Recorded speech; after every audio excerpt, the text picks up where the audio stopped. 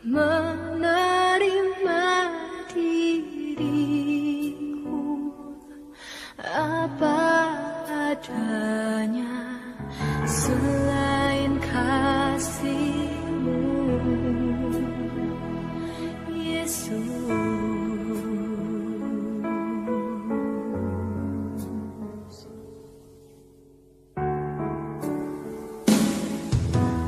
Takkan ada lagi kasih seperti ini, sanggup mengubahkan hidupku menjadi baru, selain kasih-Mu,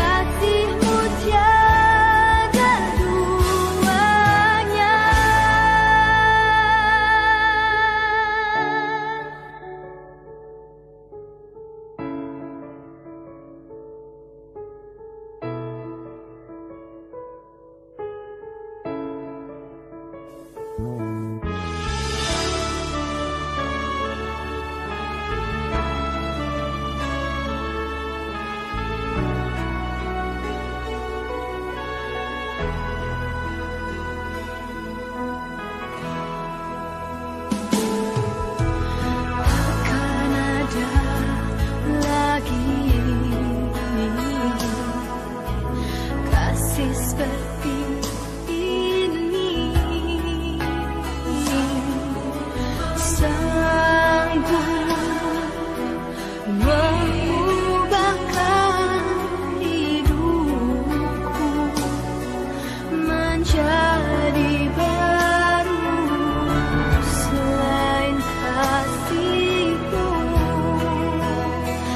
Yesus.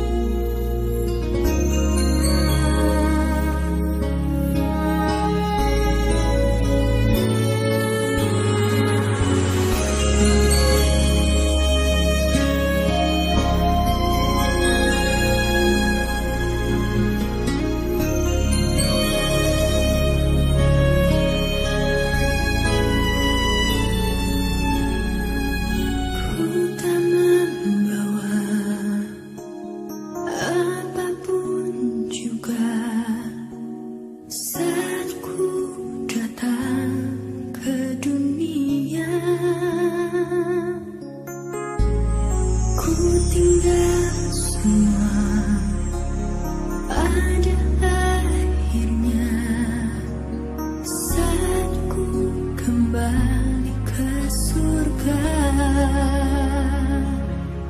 Inilah yang ku punya, hati sebagai hamba yang mau taat dan setia padamu Bapa. Kemanapun ku bawa, hati yang menyembah dalam roh dan kebenaran sampai selamanya.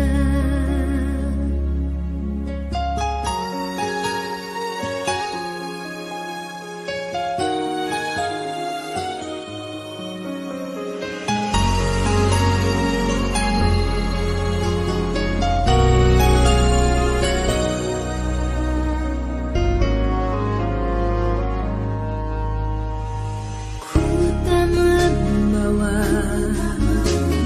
apapun juga saat ku datang ke dunia. Kan ku tinggal semua pada akhirnya saat ku kembali ke surga. Inilah yang ku punya, hati sebagai hamba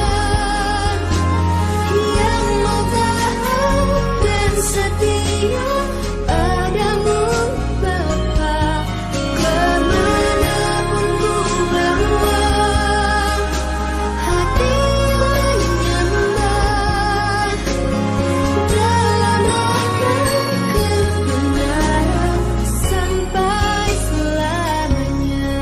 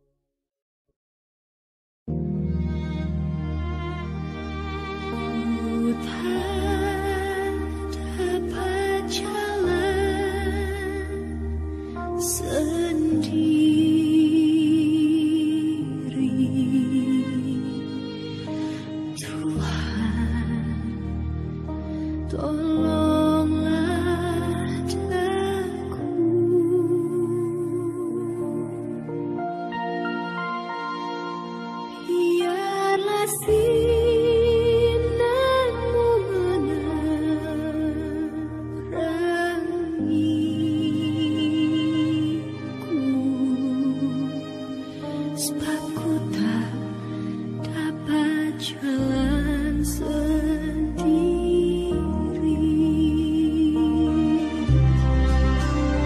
Melewati lembah duka rasa,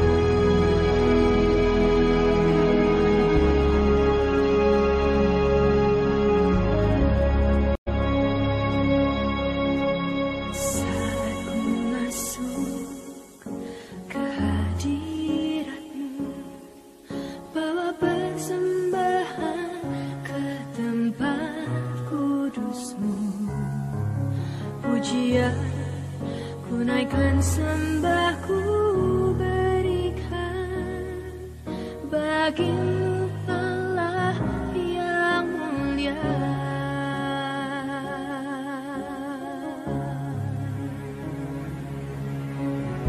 Kau layakkan ku menghampirimu, melihat tahta kemuliaan-Mu Tuhan. Pujian, tunaikan sembahku berikan bagimu Allah yang mulia. Oleh kuasa darah-Mu Kau telah tebus dosaku. Kekudusan-Mu melingkupiku. Kasih-Mu mengalir, memulihkan hidupku. Sungguh besar anugerah-Mu, Kau selamatkan hidupku. Ku menjadi ciptaan yang baru oleh kuasa darah-Mu.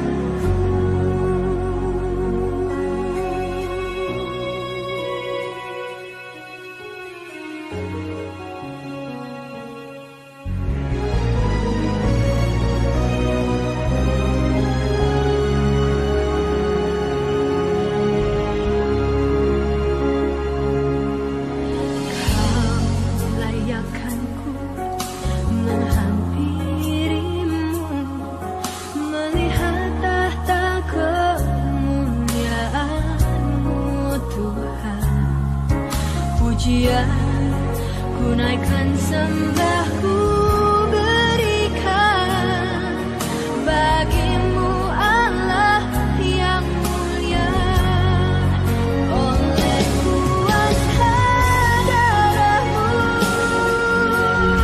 Kau telah tebus dosaku.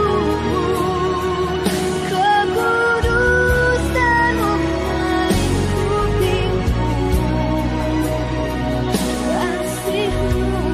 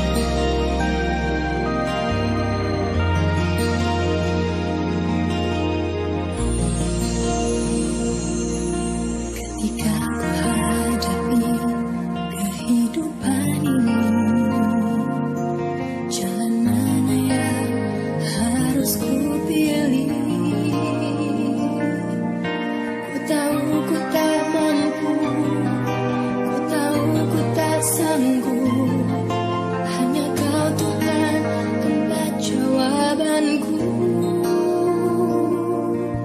Aku pun tahu tak pernah sendiri, sebab engkaulah yang menggendongku. Tanganmu membelaiku, cintamu memuaskanku. Kau mengangkatku ke tempat yang tinggi. Janjimu seperti fajar pagi hari, dan tiada pernah terlambat bersinar. Cintamu seperti sungai yang mengalir, dan ku tak betapa dalam kasihmu.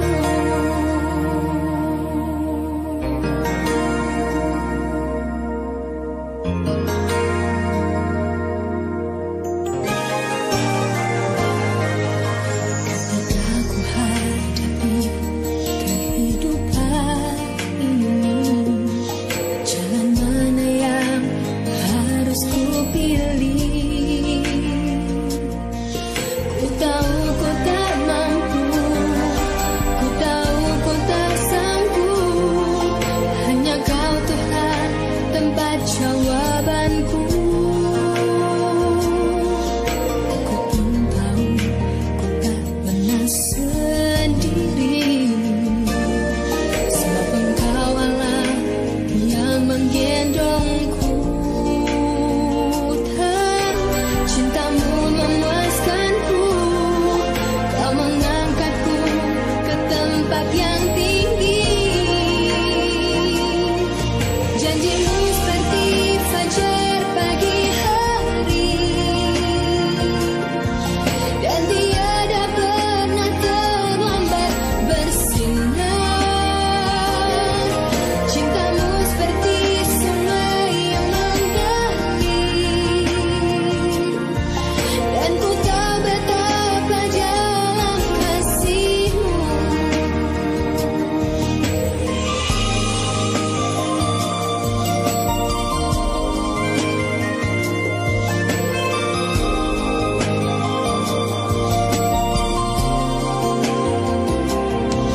Janjimu seperti fajar pagi hari,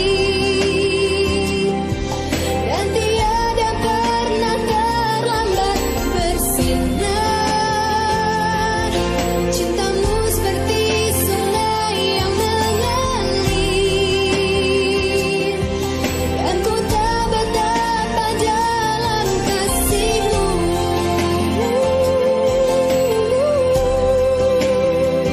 Dan tiada pernah terlambat bersinar. Cintamu seperti sungai yang mengalir, dan ku tak betapa dalam kasihmu. Dan ku tak betapa dalam kasihmu.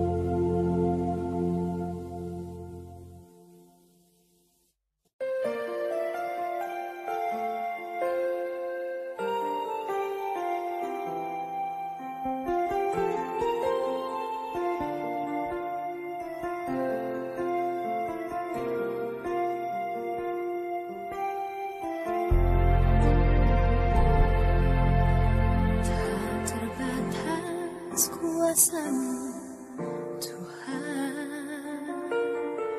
Semua dapat Kau lakukan. Apa yang kelihatan mustahil bagiku, itu sangat mungkin bagimu. Di saat ku tak berdaya, kuasamu yang sempurna. Ketika ku percaya mujizat itu nyata, bukan harta kekuatan, namun Roh-Mu ya Tuhan. Ketika ku berdoa, mujizat itu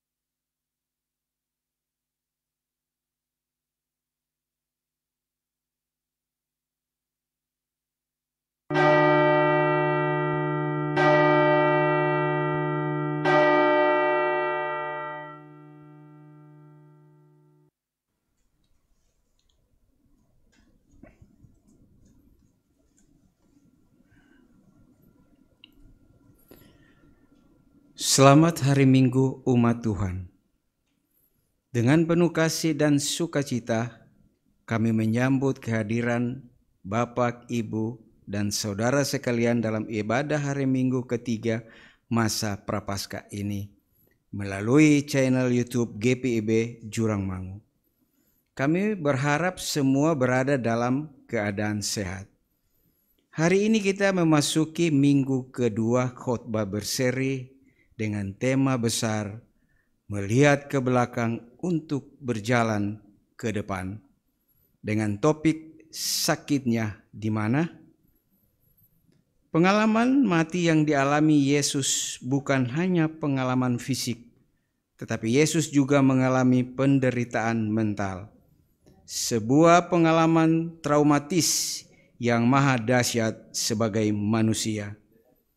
Bagaimana kita memaknai penderitaannya untuk menebus dosa-dosa kita? Di mana sakitnya Yesus? Apakah hanya fisiknya?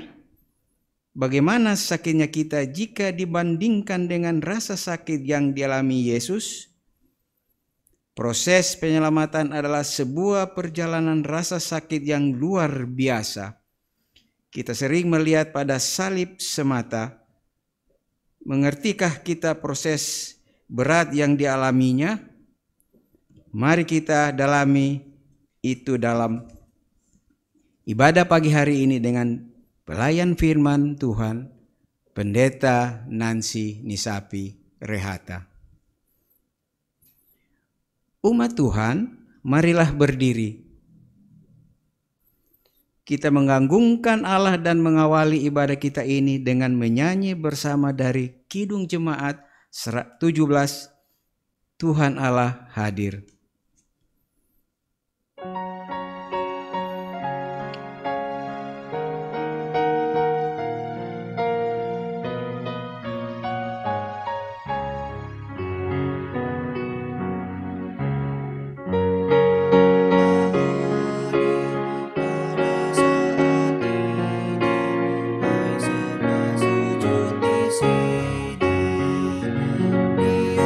dengan hormat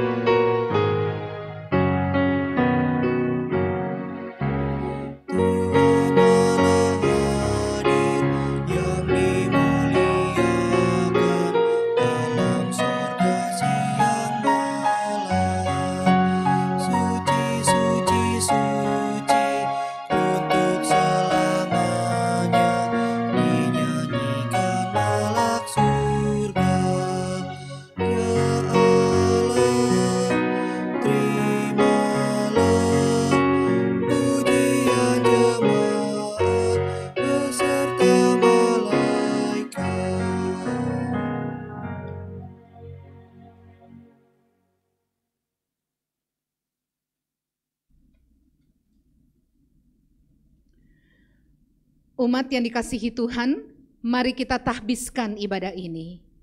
Pertolongan kita adalah dalam nama Tuhan yang menjadikan langit dan bumi, yang tetap setia untuk selama-lamanya dan tidak meninggalkan perbuatan tangannya.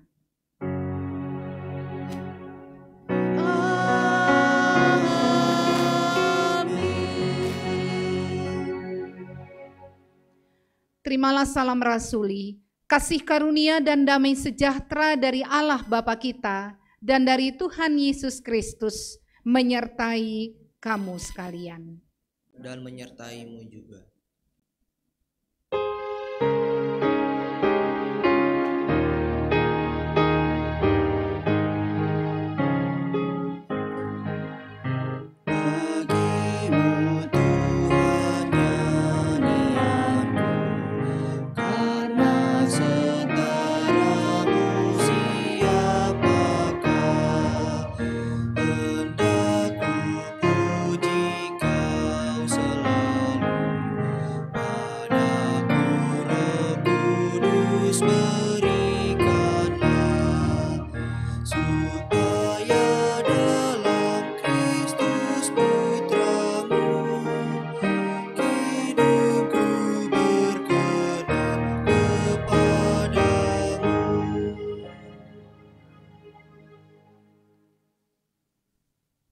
Mari kita berdoa. Ya Tuhan, waktu terus berjalan. Sudah 2 milenium tahun yang lalu, peristiwa tragis penderitaan dan kematian Yesus Kristus terjadi. Saat ini, peristiwa itu diulang melalui pemberitaan di mimbar-mimbar, baik di gereja maupun di luar gereja, seringkali sebagai pengulangan sejarah dan undangan untuk menghargai jalan Via Dolorosa yang Engkau lalui.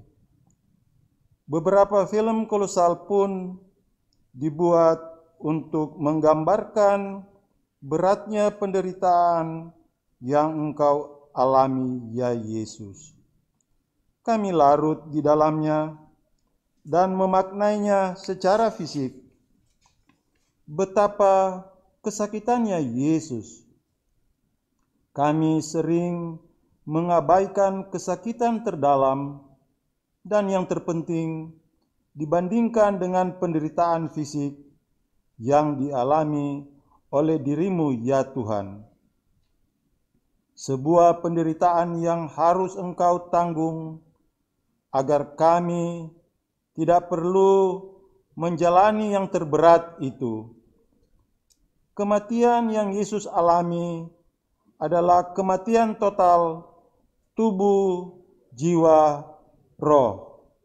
Ampuni kami Tuhan, karena kami tidak memahami hal tersebut, sehingga ketika kami mengalami masalah, kami merasa bahwa kami yang paling malang dan menderita melebihi Engkau atau bahkan menuntut dan menyalahkan-Mu, ya Tuhan.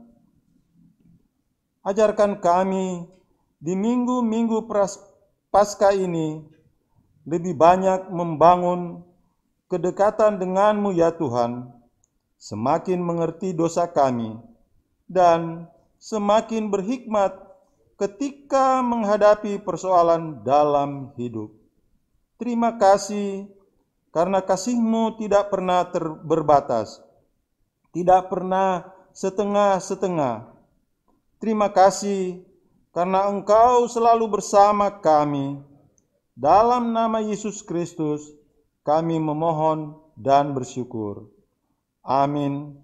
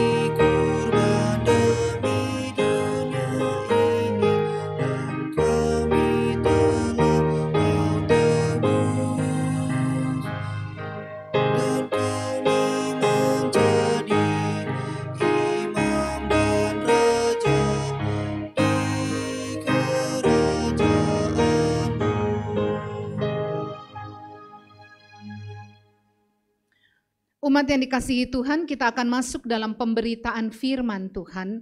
Sebelumnya kita bersama-sama akan mendengarkan persembahan pujian pada Alleluia Virtual Choir, I Thank You Lord.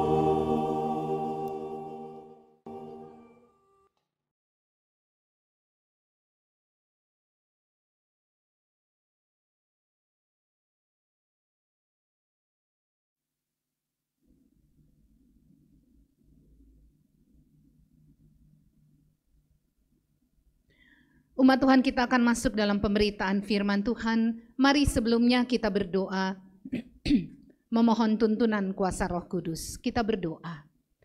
Ya Tuhan, di Minggu Prapaskah ini, khususnya pada minggu ini, kami akan merenungkan tentang penderitaan Yesus. Untuk itu kuasailah kami dengan Roh-Mu yang kudus, agar setelah minggu lalu kami memahami apa artinya dosa, dan minggu ini kami akan mendalami penderitaan Kristus, kami boleh semakin dibukakan pikirannya, semakin memahami dan mengenal siapa Yesus itu, semakin mengasihi Engkau dan rindu untuk melakukan hal-hal baik dan benar bagimu. Berbicaralah kepada kami ya Tuhan, urapi kami dengan Roh-Mu yang kudus. Kami semua telah sedia mendengarkan firman-Mu dalam nama Yesus Kristus. Amin. Umat Tuhan, silahkan berdiri untuk mendengar firman Tuhan yang dibaca dari Alkitab Hosiana.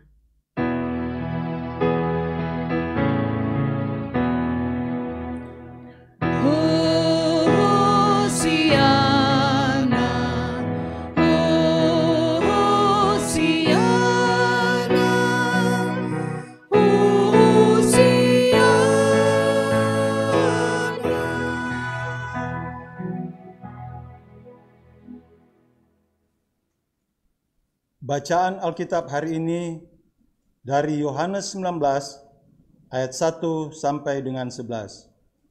Yohanes 19 ayat 1 sampai dengan 11 yang mengatakan, lalu Pilatus mengambil Yesus dan menyuruh orang menyesah dia. Prajurit-prajurit menganyam sebuah mahkota duri dan menaruhnya di atas kepalanya. Mereka memakaikan dia jubah ungu. Dan sambil maju ke depan, mereka berkata, "Salam, hai Raja orang Yahudi." Lalu mereka menampar mukanya. Pilatus keluar lagi dan berkata kepada mereka, "Lihatlah, aku membawa dia keluar kepada kamu, supaya kamu tahu bahwa aku tidak mendapati kesalahan apapun padanya." Lalu Yesus keluar, bermahkota duri dan berjubah ungu. Maka kata Pilatus kepada mereka, "Lihatlah manusia itu." Ketika imam-imam kepala dan penjaga-penjaga itu melihat dia, berteriaklah mereka, "Salibkan dia! Salibkan dia!" Kata Pilatus kepada mereka, "Ambil dia dan salibkan dia, sebab aku tidak mendapati kesalahan apapun padanya." Jawab orang-orang Yahudi itu kepadanya, "Kami mempunyai hukum, dan menurut hukum itu ia harus mati, sebab ia menganggap dirinya sebagai anak Allah." Ketika Pilatus mendengar perkataan itu, bertambah takutlah ia. Lalu ia masuk pula ke dalam gedung pengadilan dan berkata kepada Yesus, "Dari manakah asalmu?" Tetapi Yesus tidak memberi jawab kepadanya. Maka kata Pilatus kepadanya, "Tidakkah engkau mau bicara dengan aku? Tidakkah engkau tahu bahwa aku berkuasa untuk membebaskan engkau dan berkuasa juga untuk menyalibkan engkau?" Yesus menjawab, "Engkau tidak mempunyai kuasa apapun terhadap aku, jikalau kuasa itu tidak diberikan kepadamu dari atas. Sebab itu, dia yang menyerahkan aku kepadamu lebih besar dosanya." Demikian pembacaan Alkitab. Hendaklah firman Tuhan dengan segala kekayaannya diam di dalam hatimu, dan ucaplah syukur kepada Allah.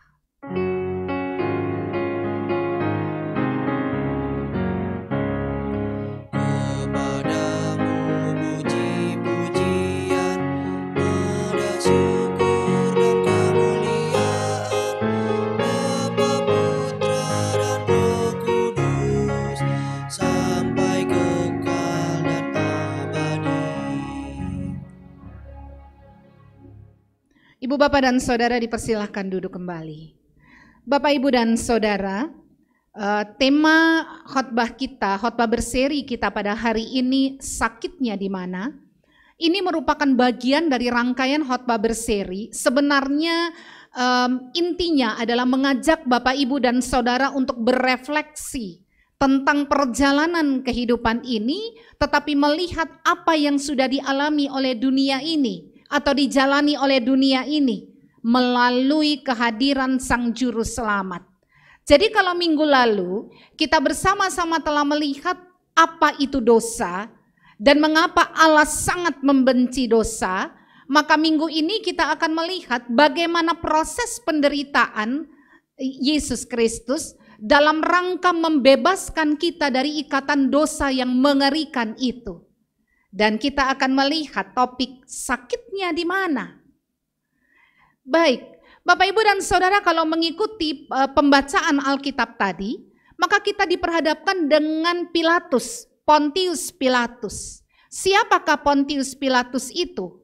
Pontius Pilatus adalah gubernur kelima di wilayah Yudea, Samaria, dan Idumea sebagai perwakilan pemerintahan Romawi. Jadi dia jelas bukan orang Yahudi. Dia ada katakanlah di wilayah Yudea di mana peristiwa ini terjadi, ya, dalam rangka menjadi wakil pemerintahan Romawi untuk melihat proses berjalannya pemerintahan, atau tugasnya adalah memantau pemerintahan di bawah kepemimpinan orang-orang Yahudi. Jangan lupa, dalam tradisi Yahudi yang memegang peranan dalam pemerintah adalah imam-imam besar. Nah, orang Romawi ini, si gubernur Pontius Pilatus ini, fungsinya adalah melihat agar pemerintahan itu berjalan baik sesuai dengan apa yang menjadi program, metode, dan kepemerintahan Romawi itu sendiri. Nah, Pontius Pilatus ini diberikan kuasa penuh pada keputusan pengadilan. Jadi dia bukan hanya mengawasi pemerintahan, tetapi dalam pengadilan pun dia punya kuasa penuh untuk mengatakan seseorang itu bersalah atau tidak. Ya, luar biasa ini hak yang diberikan kepada gubernur, seorang gubernur, ya, dari Romawi atau perwakilan pemerintah Romawi. Nah, kisahnya atau Pontius Pilatus ini menjadi terkenal ketika Yesus dibawa menghadap kepadanya. Siapa yang bawa? Kita tahu bersama, imam besar, ahli Taurat, orang-orang Yahudi yang sudah berhasil diprovokasi oleh para imam besar dan ahli Taurat. Ketika ditangkap di Getsemani, kemudian Yesus dibawa melewati beberapa tahapan, maka tibalah Yesus di hadapan Pontius Pilatus. Kalau kita mau membaca kisah sebelumnya, bagaimana Yesus itu diperhadapkan pada Pontius Pilatus, dia nggak punya kepentingan apa-apa. Dia tidak kenal Yesus ini. Dia tahu bahwa ahli-ahli Taurat, imam-imam besar ini punya peranan penting sekali di dalam pemerintahan Yahudi. Tetapi ketika itu sudah terkait dengan urusan agama, Pontius Pilatus tidak campur di situ. Itu sebabnya ketika kasus Yesus mencuat, dia yang tidak punya kepentingan diharapkan berdiri netral pada saat itu. Lalu Yesus dibawa menghadap kepadanya. Dia bertanya beberapa kali, Yesus diam. Akhirnya dari pandangan para ahli Taurat, imam besar, orang Yahudi yang sudah mulai memenuhi area di mana dia memerintah, semua meminta agar Yesus dihukum seberat-beratnya pada saat itu. Dan kalau kita baca dalam firman Tuhan ini, dia sudah mulai ragu. Istrinya sudah memberitahu dalam pasal-pasal sebelumnya, hati-hati, orang yang kau hadapi ini tidak punya salah. Karena aku sudah bermimpi tentangnya, hati-hati mengambil keputusan. Istrinya sudah memberitahukan seperti itu sebenarnya kepada Pontius Pilatus. Lalu apa yang dilakukan Pontius Pilatus? Setelah dia bersoal jawab dan tidak menemukan kesalahan pada diri Yesus, dia kemudian bertanya pada orang banyak dan mereka katakan, orang itu harus dihukum mati karena dia mengakui dirinya adalah anak Allah. Nah, ini membuat Pontius Pilatus yang tadinya tidak punya kepentingan apa-apa, ketika sudah berbicara tentang Allah, dia tahu. Memang dia orang Romawi, tapi dia tahu bahwa ini terkait dengan yang maha kuasa. Dan kalau sudah terkait dengan yang maha kuasa, harus hati-hati. Dia ingat perkataan istrinya. Selain itu, dia mengerti sekali kalau terkait dengan hadirat Allah, orang-orang Yahudi ini akan melakukan apapun dalam rangka membela Allah mereka. Jadi saat itu dia betul-betul bimbang. Kemudian sangat ironis karena dia kemudian mengatakan dalam ayat 1 pembacaan kita tadi, Pilatus mengambil Yesus dan menyuruh orang menyesah dia. Dia perintahkan orang untuk menyiksa Yesus. Dia perhadapkan Yesus kepada orang banyak. Dan sebenarnya Bapak Ibu Saudara, kalau kita baca baik dalam perikop kita hari ini maupun sebelumnya, 3 kali Pilatus mengatakan pada orang banyak, aku tidak menemukan kesalahan pada diri orang ini. Aku tidak melihat ada yang salah, mengapa dia harus dihukum. Aku tidak mengerti apa yang kalian tuntut dari orang ini. Apa yang salah terkait dengan dia menyalahgunakan posisinya dan mengatakan bahwa dia anak Allah? Ayo buktikan itu, bahwa ini sebuah kesalahan. Karena Pilatus orang yang sangat logik, ya. Dia berpikir secara logis tentang semua keadaan pada saat itu. Ketika sudah berbicara masalah spiritualitas, ngukurnya bagaimana untuk konteks mereka? Apa yang salah ketika seseorang mengatakan bahwa dia anak Allah? Bukankah, kita bayangkan kalau di posisi Pilatus, ada banyak orang saat itu yang mengaku dirinya sebagai juru selamat. Ada banyak orang yang saat itu mengaku dirinya sebagai orang benar dan baik, padahal ada maksud di baliknya. Lalu apa yang salah dengan diri orang ini? Tetapi tuntutan salibkan dia terus bergemuruh. Firman Tuhan yang kita dengarkan tadi mengatakan Pilatus kemudian masuk ke dalam dan dia berbicara muka dengan Yesus. Siapa sih kamu ini? Ya, siapa kamu ini? Berasal dari mana dirimu?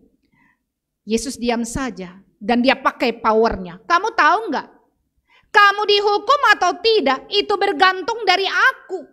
Kalau aku perintahkan kamu dihukum, kamu dihukum. Kalau aku bilang tidak, kamu tidak dihukum. Aku punya power, aku punya kuasa. Di sini Yesus jawab. Apa kata Yesus? Kau hanya punya kuasa kalau Dia memberikannya kepadamu. Ini terkait dengan diri Yesus. Kau tidak, dengan kata lain Yesus mau katakan, kau tidak punya kuasa apa-apa terhadap diriku. Kau bukan siapa-siapa. Aku hanya tunduk pada Dia. Kalau Dia memberikan kuasa padamu, aku akan dengar. Tetapi tidak, Dia tidak memberikan itu kepadamu. Dan setelah percakapan tersebut, kita tahu selanjutnya bahwa Pilatus kemudian menyerahkan Yesus pada orang banyak. Dia memberikan pilihan sebenarnya saat itu antara Barabas atau Yesus. Dan orang banyak memilih Barabas daripada Yesus. Pilatus tahu pada diri Yesus tidak ada kesalahan. Tapi Barabas ini bukan hanya pencopet biasa, tapi dia pembunuh. Orang memilih dia dibandingkan dengan Yesus yang tidak punya salah. Dan Pilatus berlalu mencuci tangannya, melepaskan perkara itu dari dirinya. Dia mau mengatakan, terserah kalian mau bikin apa dengan dia. Saya nggak mau ngurus lagi.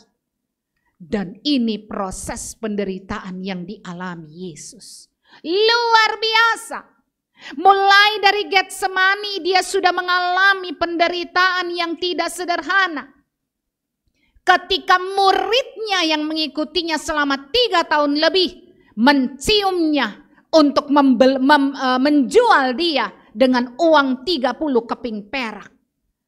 Sakitnya luar biasa ketika orang mengkhianati kita.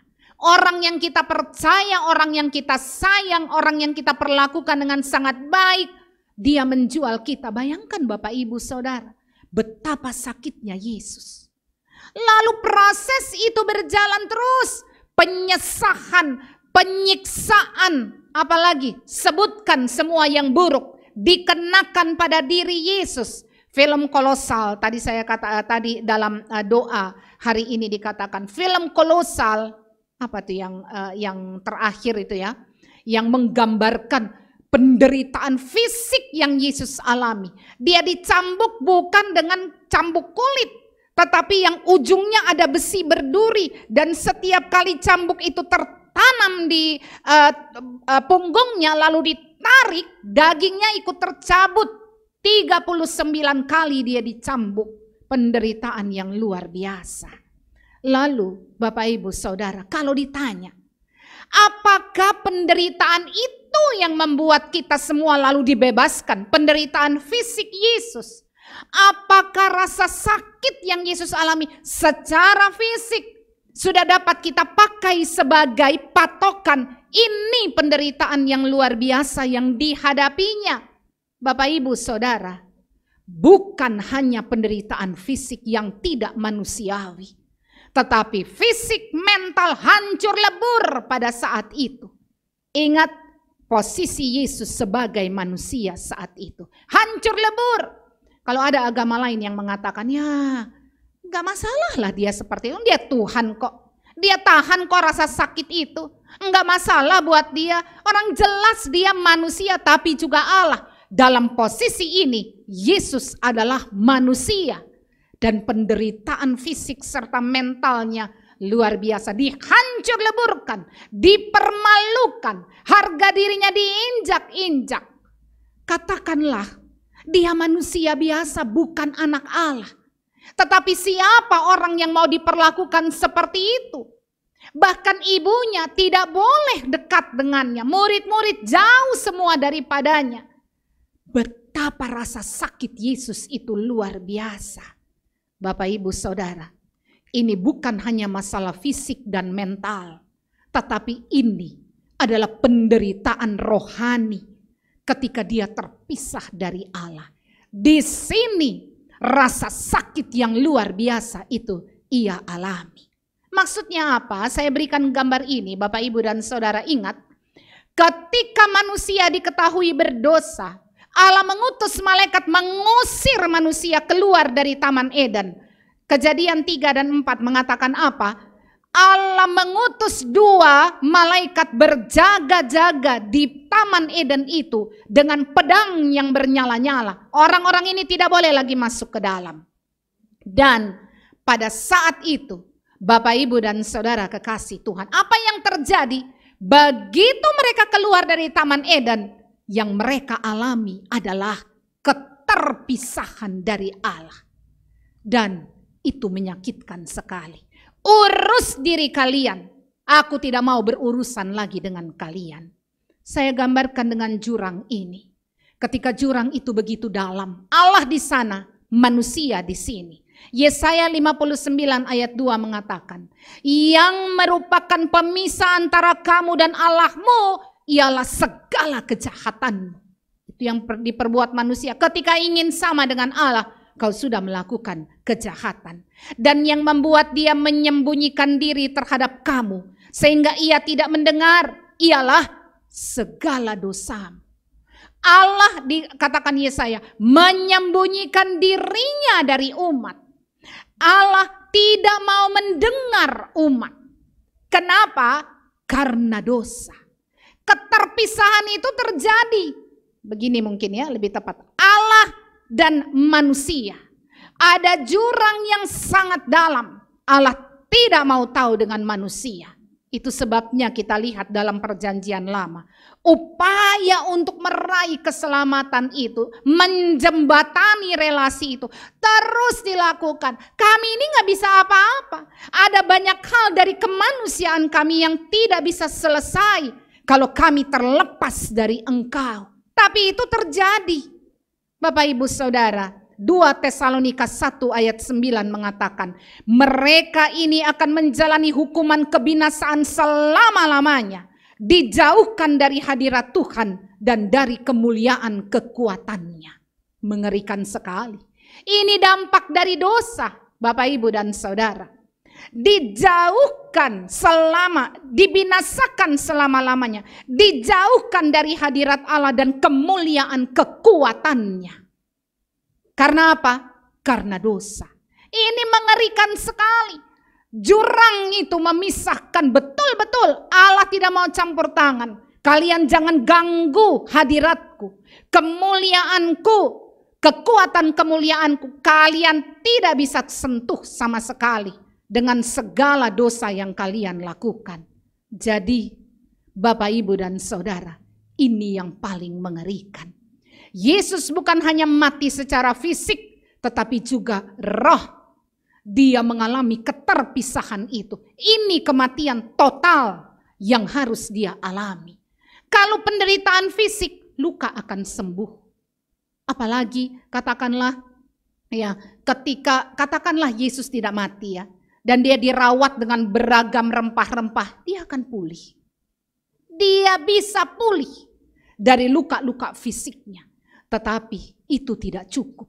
Jadi kalau kita kemudian melihat film-film kolosal tentang proses penderitaan Yesus, lalu kita menangis, kita melihat penderitaan itu dan katakan, aduh Tuhan, aku tidak sanggup lihat penderitaanmu. Kau menderita sekali, kau sakit sekali. Kita melihat secara fisik. Tapi Bapak, Ibu, Saudara, mari kita belajar melihat dengan seluruh keutuhan. Kematian yang dia alami bukan hanya penyebab fisik yang membuat dia menderita, tetapi di situ ada kematian roh. Keterpisahan itu dia alami. Tidak lagi merasakan pada posisi Yesus saat itu ya. Tidak lagi merasakan kealahannya sebagai sesuatu yang bisa dipertahankan. Dia lepaskan itu. Dia terpaksa dijauhkan dari Allah. Saya bayangkan Bapak, Ibu, Saudara, apa yang Bapak, Ibu, dan Saudara alami ketika dipisahkan dari orang yang paling kita sayang. Berapa banyak mereka yang mengalami penderitaan karena kekasih hatinya masuk rumah sakit, tidak keluar-keluar dalam hitungan waktu yang cukup singkat. Keluar lagi sudah dalam peti jenazah, tidak bisa dipeluk, tidak bisa dipakaikan dengan layak, tidak bisa dimandikan apapun agamanya. Kita Kristen juga memandikan jenazah. Tidak bisa mengungkapkan rasa kehilangan itu dengan menatap wajah orang yang kita kasihi. Bagaimana rasa sakit yang Bapak, Ibu, Saudara alami. Luar biasa rasa sakit itu. Dan itu yang kita lihat. Bapak, Ibu, bisa bayangkan apa yang Yesus rasakan dalam pengalamannya itu. Apa yang Yesus rasakan dalam posisinya saat itu. Ketika dia harus masuk pada titik itu. Karena kalau dia tidak masuk dalam titik itu, maka tidak sempurna penyelamatannya. Dia tidak masuk sampai pada titik awal keberdosaan manusia. Ketika manusia memilih untuk memisahkan diri dari Allah. Merasa bahwa aku toh sama dengan engkau. Aku sama kok dengan engkau. Bedanya hanya kau pencipta dan aku yang diciptakan. Saat masuk pada titik itu, kita mengatakan kau beda dari aku. Kau secara pandangan kita mengatakan sama. Tetapi secara fisik kita mau mengatakan hanya itu yang menjembatani kita. Lebih daripada itu aku bisa kok. Kita melakukan pemisahan. Dan inisiatif itu Allah gongkan. Oke, pisah. Aku ada di sana, kalian di sini. Dan untuk menjembataninya Yesus harus mengalami secara total penderitaan dan kematian itu. Mengalami rasa sakit yang luar biasa. Jadi kalau ditanyakan di mana sakitnya? Apa jawaban Bapak, Ibu, Saudara untuk Yesus? Sakitnya itu adalah ketika dia harus totally lepaskan kealahannya dan mati dalam penderitaan yang sangat dalam secara fisik, mental, tetapi juga rohani. Dia putus segala-galanya dari Allah karena dia harus menanggung dosa saudara dan saya. Di situ rasa sakit luar biasa yang Yesus alami. Sekali lagi, bukan hanya fisik. Jadi kalau Paskah, biasanya kan kita melihat drama-drama Yesus pikul salib, lalu dipukul, lalu kemudian kita menyanyikan lagu dengan rasa yang sangat dalam. Salibnya begitu berat Tuhan, penderitaan. Kita melihat secara fisik. Pagi hari ini saya tantang Bapak, Ibu, dan Saudara. untuk melihat penderitaan itu bukan hanya sekedar fisik, supaya kita bisa sangat mengerti apa arti pengorbanan dan kematian itu. Luar biasa yang dia hadapi untuk saudara dan saya. Apa pelajaran yang kita ambil dari firman Tuhan pagi hari ini? Pertama, seberharga itukah saya baginya? Tanyakan pada diri Bapak Ibu Saudara. Seberharga itukah arti saya untuk dia? Berapa banyak orang yang mengasihi saudara saat ini? Maukah mereka melakukan seperti yang Yesus lakukan? Oh, seorang ibu akan lakukan apapun untuk anaknya. Tapi ada batasnya. Batasnya apa? Ketika ibu itu mati dan persoalan anak itu belum selesai. Tetapi kalau kita melihat Yesus, dia tidak berhenti pada kematian. Minggu depan saya akan membicarakan hal itu. Tidak berhenti pada kematian, sehingga penyelamatannya itu tidak cantol di oke, saya sudah mati. Lalu stop. Terus gimana hidup kita? Yesus lakukan dengan sempurna. Sebesar itukah cintanya untuk saya? Seberharga itukah kasihnya untuk saya? Artinya saya untuk dia. Siapa sih kita ini? Orang-orang yang sudah menjual dia. Orang-orang yang tidak peduli pada dia. Orang-orang yang menomorsatukan diri sendiri daripada dia. Itu kita. Tetapi kita tetap berharga di mata Tuhan. Johannes Calvin mengatakan begini. Marilah kita belajar bahwa Kristus dilepas jubahnya supaya ia bisa memberikan kepada kita pakaian kebenaran. Bahwa tubuhnya yang telanjang terbuka terhadap penghinaan-penghinaan manusia, supaya kita bisa tampil dalam kemuliaan di depan takhta kemuliaan Allah. Dia lepaskan jubahnya supaya saudara dan saya dibenarkan memakai jubah kebenaran. Maksudnya apa? Mestinya kalau di hadapan hakim kita masuk penjara atau katakanlah dihukum mati. Tetapi Yesus mengenakan jubah kebenaran sehingga saudara tidak perlu masuk ke dalam neraka, tetapi boleh memperoleh hidup yang kekal. Dia lepaskan jubahnya, kata Calvin, supaya kita bisa memakai jubah itu. Dia telanjang supaya kita bisa tampil dalam kemuliaan di depan takhta kemuliaan Allah. Kita tidak berhak, tapi dia memberikan hak itu kepada kita. Sebegitu berharganya kitakah bagi dia? Tanyakan pada diri saudara. Seberapa besar cinta yang Allah berikan bagi saudara dan saya. Pelajaran yang kedua, saya mengajak Bapak Ibu merenung. Sebesar apa rasa sakit Bapak Ibu Saudara saat ini? Sebesar apa rasa pahit, rasa kehilangan, rasa marah mungkin, rasa putus asa yang saudara alami saat ini? Saudara masih sulit melupakan apa yang terjadi dalam hidup karena perbuatan orang lain. Saudara masih sulit menghadapi kematian orang yang saudara kasihi. Seberapa besar rasa sakitmu, seberapa dalam penderitaanmu, dia sudah tanggung semua di kayu salib. Dia menangis ketika para perempuan datang dan mengatakan, "Guru, kau terlambat. Saudara kami sudah mati." Yesus menangis. Apa yang dia tangisi?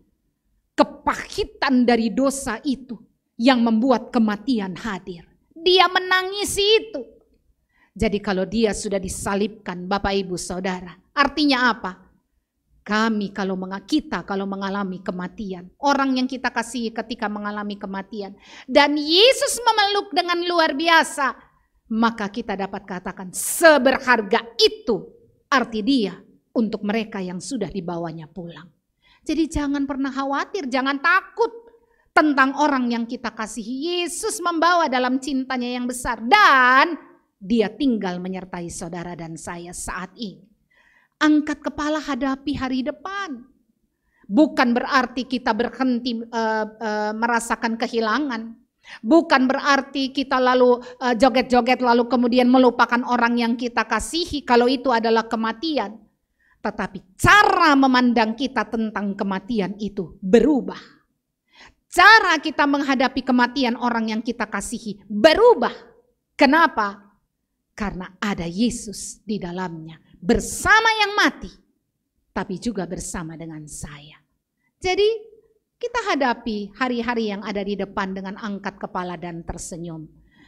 Apa kata Daud ketika kakak dari Salomo meninggal, anak pertamanya dengan Batsheba? Dia tidak akan kembali kepadaku, tapi satu saat aku yang akan pergi kepada dia.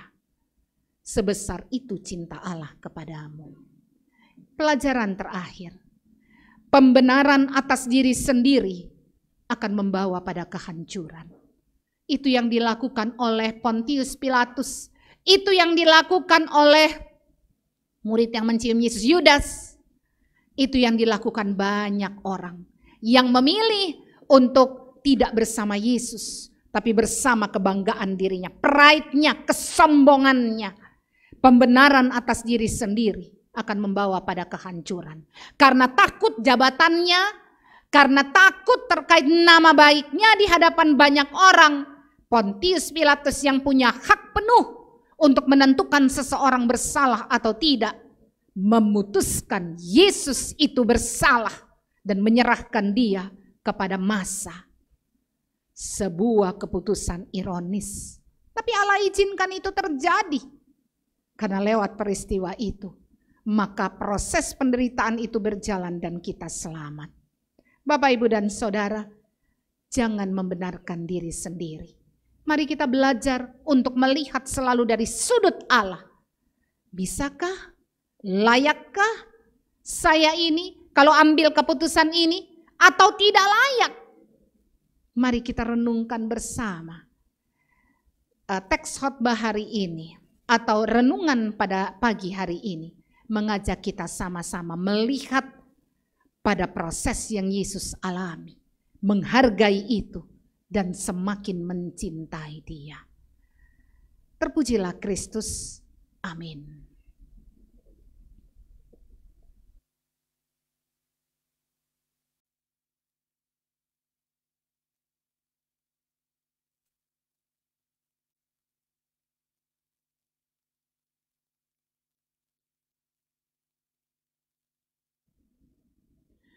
Bapak, Ibu, dan Saudara, mari kita terus berefleksi dan saya mengajak Bapak, Ibu, Saudara memujikan Dikala Hidupku Tentram, When Peace Like a River.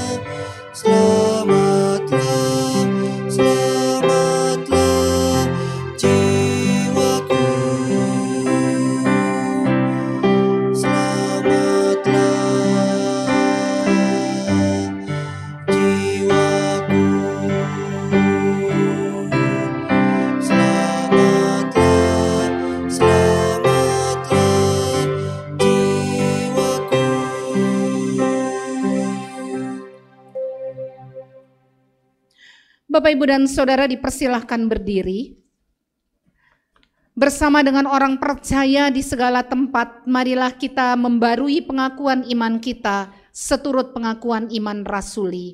Masing-masing kita berkata, aku percaya kepada Allah, Bapa yang Maha Kuasa, Khalik langit dan bumi, dan kepada Yesus Kristus, anaknya yang tunggal Tuhan kita, yang dikandung daripada Roh Kudus, lahir dari anak darah Maria, yang menderita di bawah pemerintahan Pontius Pilatus, disalibkan, mati dan dikuburkan, turun ke dalam kerajaan maut. Pada hari yang ketiga, bangkit pula dari antara orang mati, naik ke surga, duduk di sebelah kanan Allah, Bapa yang Maha Kuasa, dan akan datang dari sana untuk menghakimi orang yang hidup dan yang mati. Aku percaya kepada Roh Kudus, gereja yang kudus dan am, persekutuan orang kudus, pengampunan dosa, kebangkitan daging, dan hidup yang kekal. Silakan duduk kembali. Bapak, Ibu, dan Saudara, kita akan mendengarkan persembahan pujian dari vokal grup Bunda Kasih, Kutemukan Jawaban.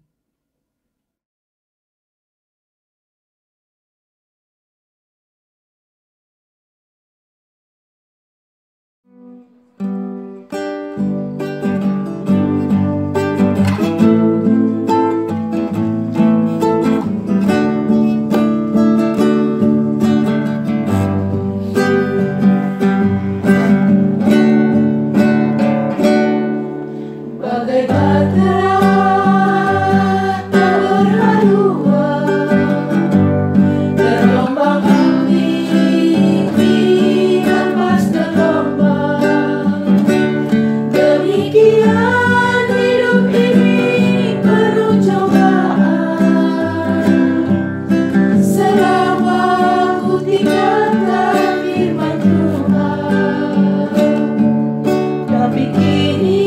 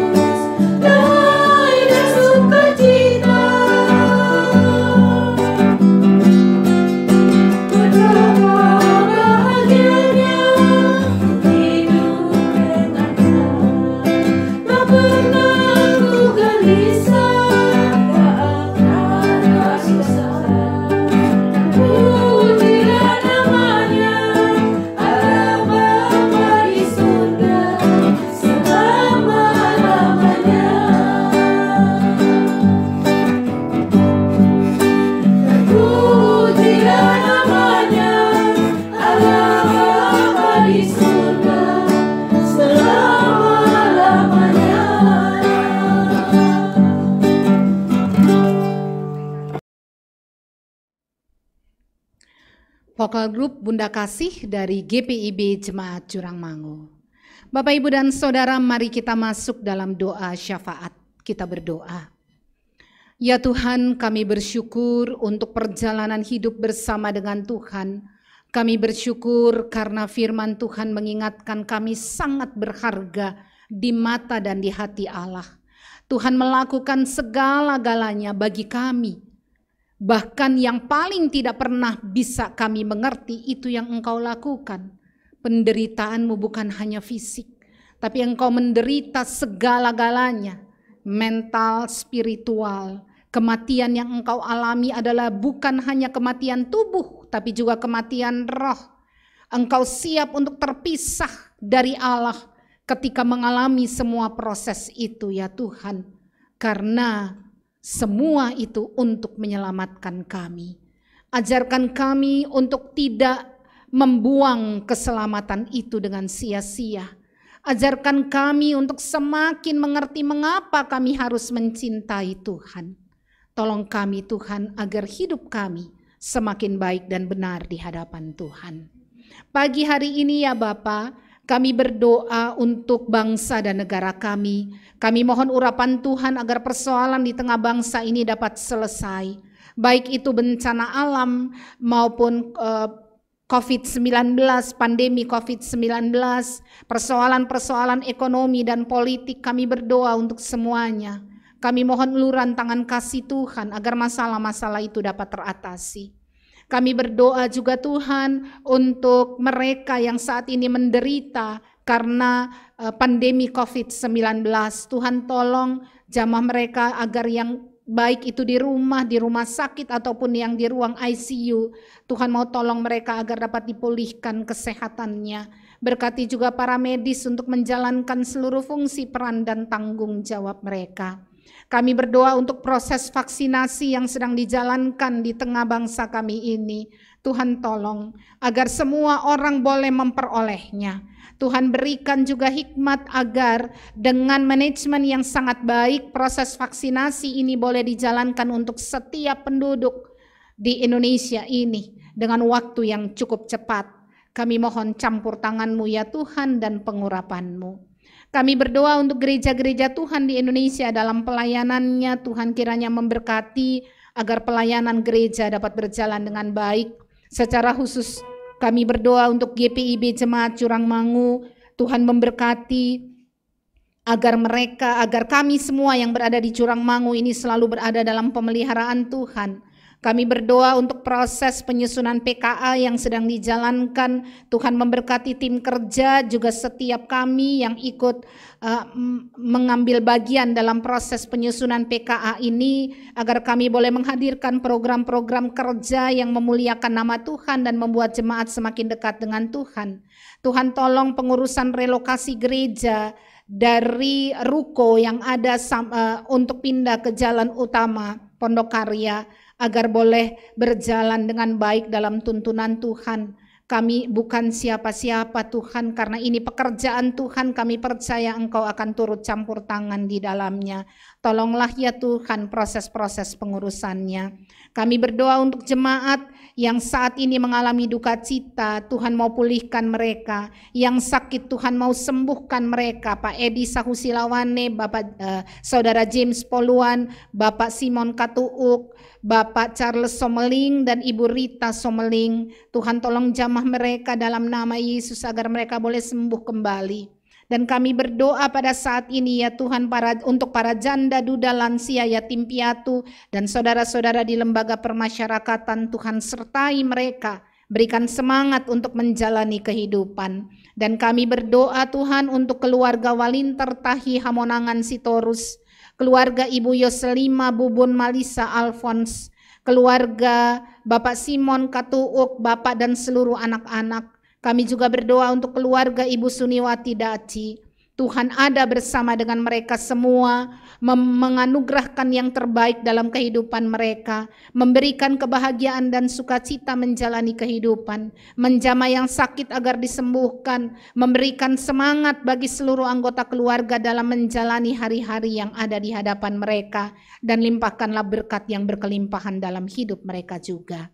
Terima kasih ya Tuhan, minggu yang baru terbentang di hadapan kami dengan banyak rencana. Kami berdoa untuk mereka yang berulang tahun dalam minggu berjalan ini. Tuhan memberkati agar mereka juga boleh mengalami sukacita di dalam Tuhan. Semua persiapan-persiapan ibadah dan perayaan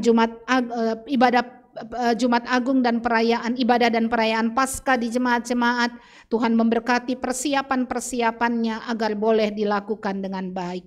Terima kasih ya Tuhan, kami percaya Tuhan ada dalam segala proses perjalanan yang kami lalui. Kami bersyukur karena Engkau tidak pernah jauh dari kami.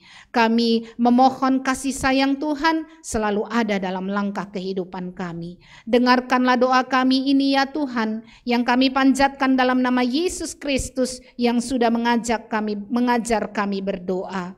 Bapa kami yang di surga, dikuduskanlah namamu, datanglah kerajaanmu, jadilah kehendak-Mu di bumi seperti di surga. Berikanlah kami pada hari ini makanan kami yang secukupnya, dan ampunilah kami akan kesalahan kami, seperti kami juga mengampuni orang yang bersalah kepada kami. Dan janganlah membawa kami ke dalam pencobaan, tetapi lepaskanlah kami daripada yang jahat.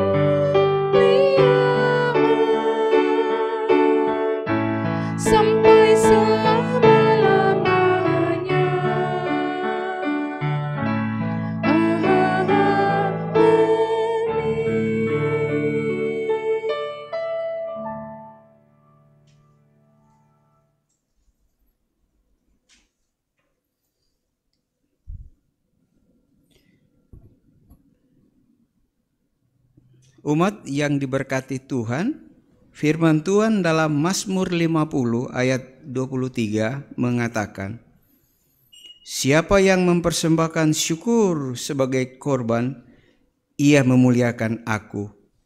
Siapa yang jujur jalannya, keselamatan yang dari Allah akan kuperlihatkan kepadanya. Ayat ini mengingatkan kita tentang bagian dari makna memberi persembahan sebagai bentuk memuliakan Tuhan. Marilah kita memberi persembahan dengan penuh syukur dan sukacita, baik persembahan untuk pelayanan maupun persepuluhan kita bagi kemuliaan Tuhan. Umat dapat memberi persembahan dalam amplop, kemudian dimasukkan dalam kotak-kotak persembahan di rumah beberapa jemaat atau transfer ke rekening GPIB Jurangmangu. Selain itu dapat mempergunakan QR Code persembahan digital. Tuhan memberkati saudara dan persembahan saudara. Amin.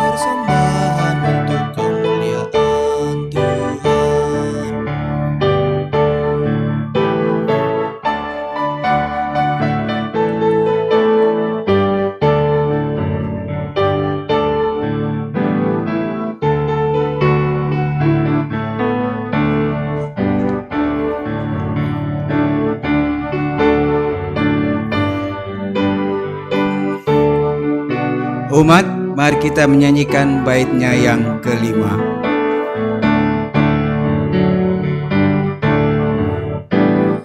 Persembahan untuk kemuliaan Tuhan. Amin. Kita perbuat apa dengannya. Amin. Amin. Amin. Amin. Amin. Persembahan untuk kemuliaan Tuhan. Amin.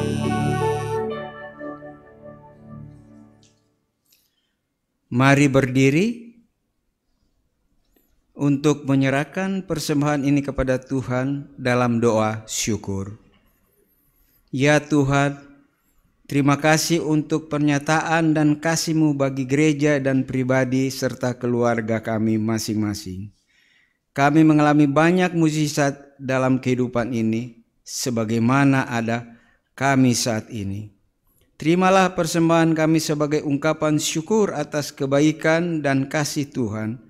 Kuduskanlah ya Tuhan, agar layak untuk dipakai memuliakan nama-Mu. Dalam nama Yesus Kristus. Amin. Dipersilakan duduk kembali.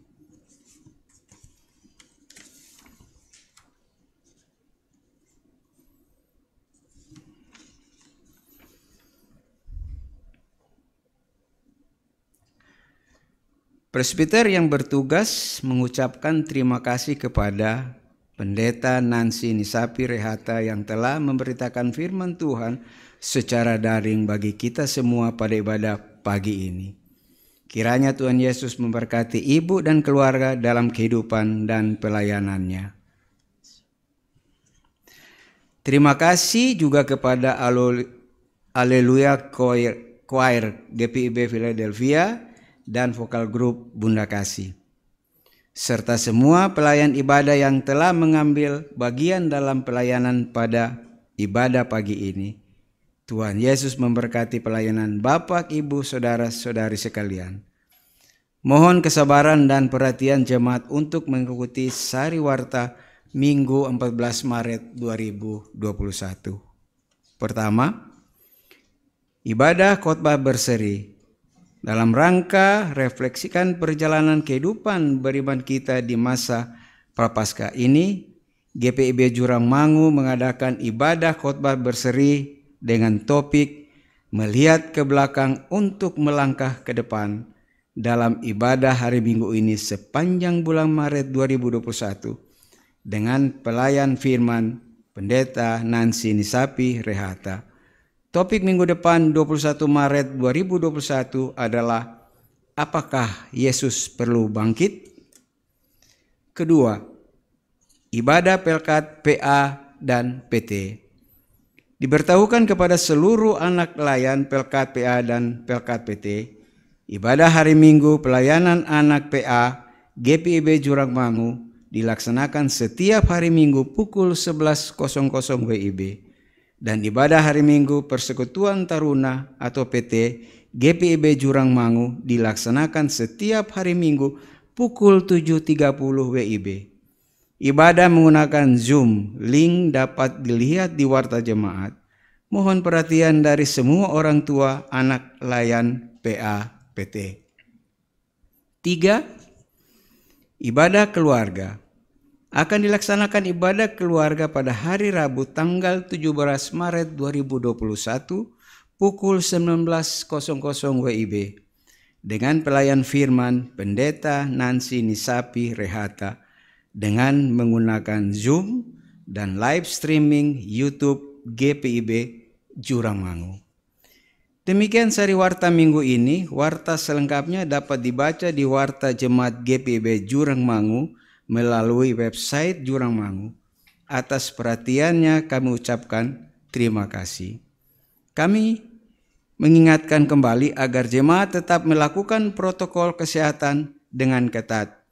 Memakai masker, mencuci tangan, menjaga jarak dengan orang lain, menghindari kerumunan dan membatasi keluar rumah. Tuhan menyertai. Selamat hari Minggu ketiga Prapaskah. Tuhan Yesus memberkati kita semua.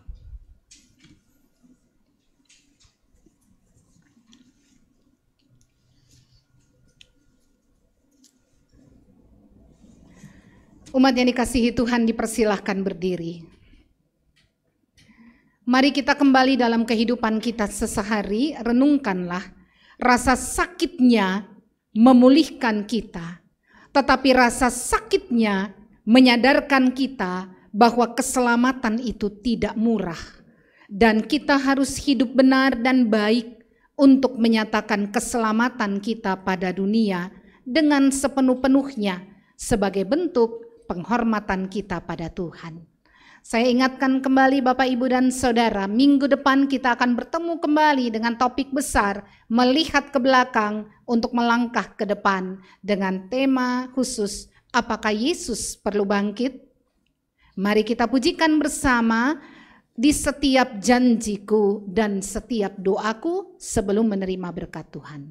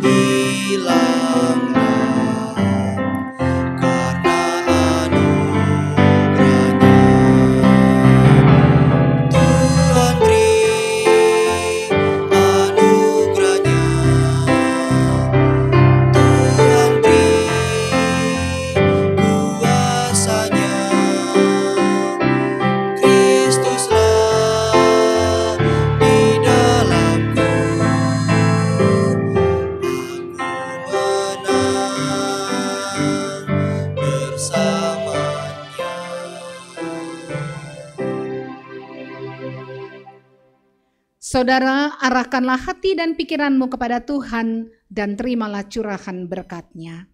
Tuhan memberkati engkau dan melindungi engkau. Tuhan menyinari engkau dengan wajah-Nya dan memberi engkau kasih karunia. Tuhan menghadapkan wajah-Nya kepadamu dan memberi engkau damai sejahtera.